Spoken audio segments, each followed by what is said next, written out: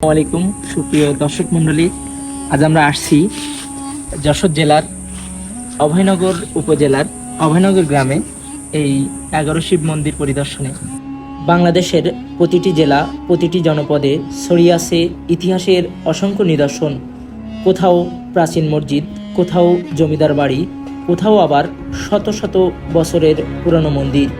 এসব স্থাপনা শুধু ইট পাথরের নির্মাণ নয়, বরং আমাদের ইতিহাস, সংস্কৃতি ও সভ্যতার জীবন্ত সাক্ষ্য। আজ আমরা আপনাদের নিয়ে এসেছি যশোর জেলার অভয়নগর উপজেলার অভয়নগর গ্রামে অবস্থিত এক অনন্য ঐতিহাসিক স্থাপনার কাছে, ঐতিহাসিক একাদশ শিব মন্দির। এটি শুধু যশোর জেলার নয়, বরং গোটা বাংলাদেশের অন্যতম গুরুত্বপূর্ণ প্রত্নতাত্ত্বিক ও স্থাপত্য ঐতিহ্যের এক নিদর্শন। ভৈরব নদীর তীর ঘেঁষে শান্ত ও মনোরম পরিবেশে দাঁড়িয়ে থাকা এই মন্দিরগুলো শতাব্দীর পর শতাব্দী ধরে ইতিহাসের সাক্ষ্য বহন করে চলেছে। দূর থেকে দেখলে মনে হবে যেন সময় থেমে গেছে। চারপাশের সবুজ প্রকৃতি, নদীর নির্মল বাতাস এবং লাল ইটের প্রাচীন স্থাপত্য এক অপূর্ব পরিবেশ সৃষ্টি করেছে। ইতিহাস থেকে জানা যায় 1749 খ্রিস্টাব্দে চাষড়ার রাজা নীলকণ্ঠ রায় শিবের প্রতি ভক্তি ও ধর্মীয় অনুরাগের নিদর্শন হিসেবে এই মন্দির নির্মাণ করেন।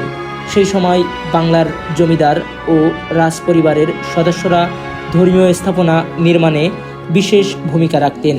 একাদশ শিব মন্দির সেই ঐতিহাসিক ধারারই এক অনন্য উদাহরণ। এই স্থাপনার সবচেয়ে বড় বৈশিষ্ট্য হল এখানে মোট 11টি পৃথক শিব মন্দির রয়েছে। এ কারণেই এর নাম হয়েছে একাদশ শিব মন্দির। মন্দিরগুলো বিন্যাসও অত্যন্ত আকর্ষণীয়। পূর্ব পাশে 4টি, পশ্চিম পাশে 4টি, প্রবেশপথের দুই পাশে 2টি এবং মাঝখানে একটি প্রধান মন্দির, এবং সব মিলিয়ে 11টি শিব মন্দির একটি সুপরিকল্পিত স্থাপত্য শৈলীর পরিচয় বহন করে। প্রতিটি মন্দির নির্মাণে ব্যবহার করা হয়েছে পোড়ামাটির ইট। যদি সময়ের সঙ্গে সঙ্গে অনেকগুলো কারুকাজ ক্ষয়প্রাপ্ত হয়েছে, তবুও আজও মন্দিরটি সৌন্দর্য দর্শনার্থীদের মুগ্ধ করে।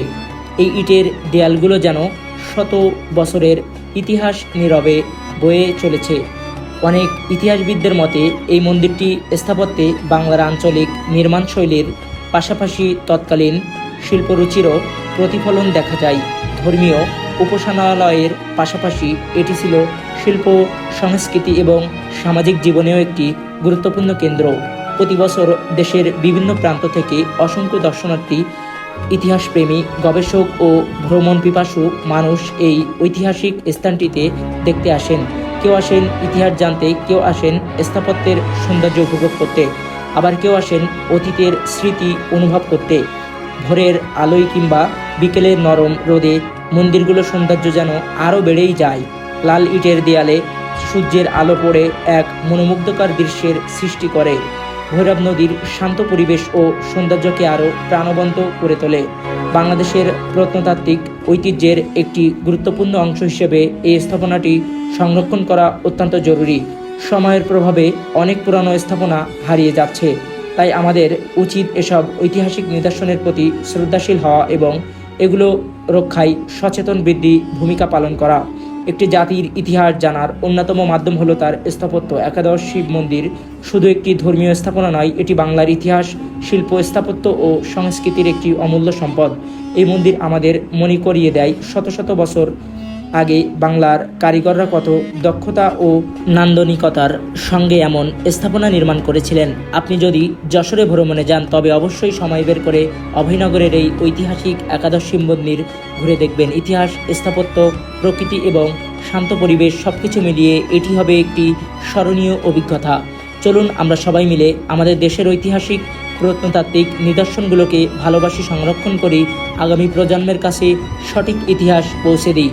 ভিডিওটি যদি আপনার ভালো লাগে অবশ্যই লাইক দিন, কমেন্ট করুন এবং আপনার মতামত জানান এবং বন্ধুদের সঙ্গে শেয়ার করুন। বাংলাদেশের ইতিহাস, ঐতিহ্য, ইসলামিক সংস্কৃতি ও দর্শনীয় স্থান নিয়ে এমন আরও সুন্দর ভিডিও পেতে আমাদের চ্যানেলটির সাথে থাকবেন। সে পর্যন্ত সবাই ভালো থাকবেন। আসসালামু আলাইকুম। আল্লাহ হাফেজ।